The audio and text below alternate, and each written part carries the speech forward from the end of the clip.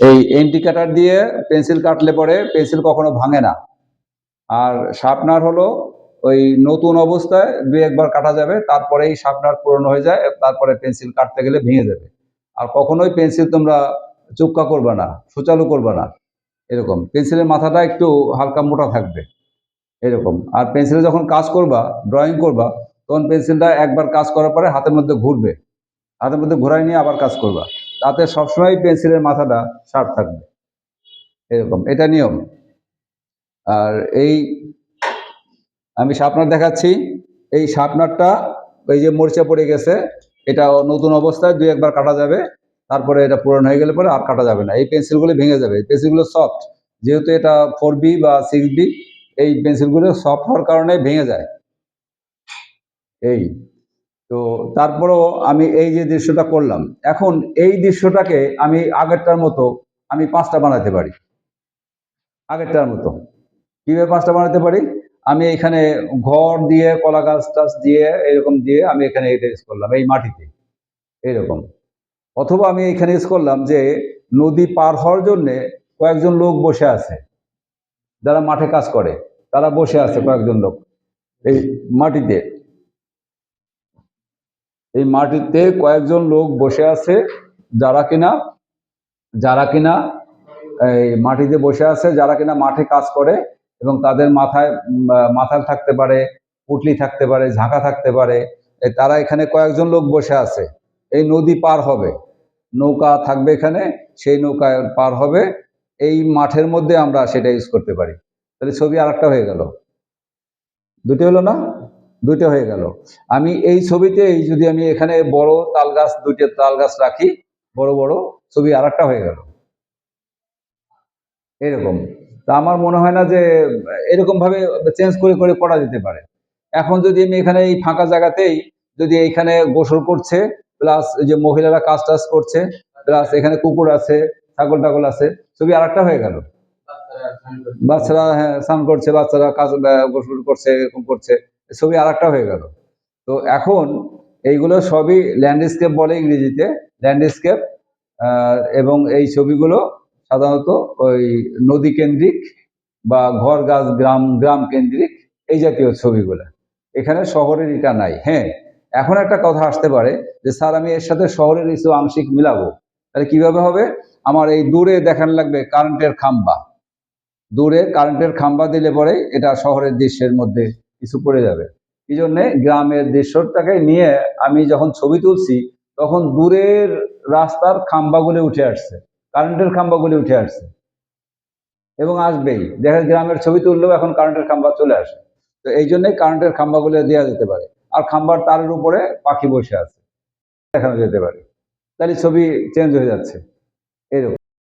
তো এই হলো এক ধরনের ছবি। এর সাধারণত তোমাদের যেটুকু দরকার, সেই দরকারের ভিতরে আমি এই দুটো ছবি দিয়েই 10টা উদাহরণ দিলাম। আমার মনে হয় তোমাদের আর সিনারির কোনো প্রয়োজন হবে না, মানে অন্য কোনো সিনারির আর কোনো প্রয়োজন হবে না। এরকম এক ধরনের সিনারি করতে পারলে পরে দিতে পারলেই হয়ে গেল, এরকম। আর আরেকটা ধরনের ছবি আছে, সেটা সিনারির মধ্যে পড়ে না, সেটা পড়বে হলো তোমার ওই যে টব আঁকলাম, টবের ভিতর ফুল টুল দিয়ে আঁকলাম, এটাকে বলে হলো জড়জীবন। বাংলায় বলে জড়জীবন, ইংরেজিতে বলে হলো স্টিল লাইফ। এই স্টিল লাইফটা ঠিক এই পেন্সিল দিয়ে ড্রয়িং করে আমি দেখাতে পারি, তোমরা রং করে করতে পারো, কিন্তু স্টিল লাইফ সাধারণত পরীক্ষায় তোমাদের থাকে না বা থাকবে না, কাজে এটা দেখানোর কোনো যুক্তি নাই, দেখানোর কোনো দরকার নেই। তো কাজে আমি সিনারি দেখানোর কথা ছিল যে এই প্রথম ক্লাসটাতে আমরা এই সিনারি দেখাবো, এবং সিনারি অলরেডি দুটো সিনারি দিয়ে আমি 10টা সিনারির কথা বলে দিয়েছি যে তুমি এইভাবে চেঞ্জ করে করতে পারো। আমরা এইভাবে শেখাই। আমরা যদি কারো কোনো কলেজে শেখাই বা কোনো বাচ্চাদের শেখাই, তাইলে দেখা গেল কি যে আমরা সাধারণত একটা জিনিস শিখাই দিই, ওইটা দিয়ে আর 5টা সে নিজের মতো করে করতে পারে, এবং তার ব্রেন থেকে সেটা আসবে। আমরা বলে দিই, কিন্তু সে কাজ করার সময় তার ব্রেন থেকেই এটা আসবে। আমি উদাহরণ দিলাম কিভাবে। এর আগের দিন একটা ক্লাসে করাইছি যে বসা একটা ফিগার দেখাইছি, কিন্তু তোমরা 5টা বানাও। এর আগের ক্লাসটা কিন্তু আমি করেছি এরকম, যে একটা ফিগার আমি দেখাইছি, তোমরা 5টা বানাও। কিভাবে বানাবা? আমি বসা ফিগার বানালাম যে সে পোলা দিয়ে কোনো কিছু ঝাড়ছে, এরকম একটা ফিগার প্রথম বানাই দিলাম। তোমরা কি করলে, তোমরা ওই একই ফিগার ঠিক রাখলে, তার হাতটা দিলে মাথার উপরে, মাথায় একটা ঝুড়ি আছে, ঝাঁকা আছে, এইরকম, তাহলে ফিগার আর একটা হয়ে গেল। আবার আর একটা করলে কি, সামনে একটা ছোট বাচ্চা দিয়ে দিলে, তাহলে ফিগার আর একটা হয়ে গেল। আর একটা দিলে কি, যে সে ওই সামনে চুলা দিলে সে কোনো খাবার তৈরি করছে বা ভাত রান্না করছে, তাহলে ফিগার আর একটা হয়ে গেল। এইভাবে 5টা ফিগার তোমরা নিজেরা তৈরি করতে পারো। আমি যদি একটা দেখাই দিই, এরকম গত ক্লাসটা ছিল এরকম, এই টাইপের ছিল। তারপরে ছিল দাঁড়ানো ফিগার, বসা ফিগার ছিল, সাইড ফিগার ছিল, সামনের থেকে দেখলে কেমন দেখা যায়, পিছন থেকে দেখলে কেমন দেখা যায়, দাঁড়ানো অবস্থায় ওই রকম একই অবস্থা। তো আমি দেখাইছি, মূল ড্রয়িংগুলো দেখাইছি, এবং তোমরা নিজেরা বাসায় চেষ্টা করছো হয়তো, যদিও আমি দেখতে পাচ্ছি না এবং দেখানোর কোনো রাস্তাও নাই। এই তোমরা যদি ক্লাসে আসতে দেখাতে পারতে, আবার ক্লাসটাও দেখতে পারতে, তো সেটা সুযোগ নাই। এখন সামনের বোধহয় আর একটা ক্লাস পাবো হয়তো মনে হয়। তো আশা করি তোমরা লাস্ট ক্লাসে যে যেখানেই আসো না কেন, চেষ্টা করবা যতদূর সম্ভব আমার এই ক্লাসটা ধরার জন্য, যেখানেই থাকো না কেন। নয় তোমার 500 টাকা খরচ হবে, নয় তোমার 300 টাকা খরচ হবে, তাতে কি হয়েছে, একবারই তো খরচ করবা। তো তোমরা সবাই যদি ক্লাসে আসো, আমারও ভালো লাগবে, আর তোমাদের কাজগুলো আমি দেখতে পাবো। এই আমি তোমাদের, যারা দূরে আছো আমি তোমাদের বলছি। এই তো যাই হোক, তো আমার এই দুটো সিনারি দিয়ে আমি কিন্তু তোমাদের 5টা 5টা 10টা সিনারির ইঙ্গিত দিয়ে দিলাম, দুটো ইয়ে দিয়ে। পরবর্তীতে আমি তোমাদের ওই বিশের বোর্ডে যাব, হোয়াইট বোর্ড মার্কার দিয়ে যেটা দেখাবো সেটা হলো শুধু ফিগার।